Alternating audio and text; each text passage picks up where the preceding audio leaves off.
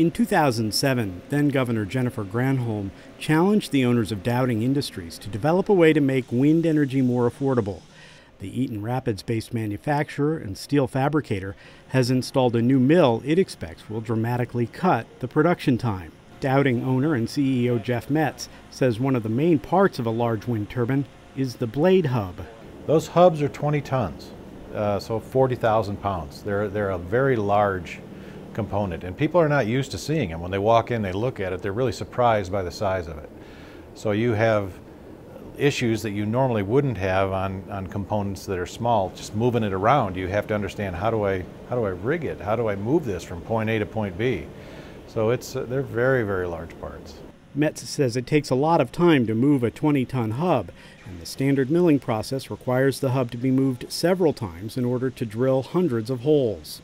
You're doing it with one spindle on everything that you do. And then you have to turn the part, start over again, turn the part, start over again. And each time you turn it is a process that takes several hours. It could. I mean, depending on how good you get at turning that component. He says it can take up to 30 hours to make just one hub. And we thought, there's 4 or 5 of these components. If we could build this machinery around these components rather than have to have an ambidextrous machine that could do hundreds of components, we could really take some cost out of these turbines and lower the cost of putting them up and everything else. And we saw that we wanted to drive that kilowatt per hour price down in any way that we could. If it was through engineering processes that made a better part, lighter or whatever had to happen. And this seemed to be a very big advancement in something that we could actually accomplish. What he came up with is a $25 million 3-sided mill. We had an idea on a machine and how to do this, and we took it to MAG, who was our machine builder. They're an American machine builder, and we wanted to do it in the United States. And we said, is this something that's possible to do?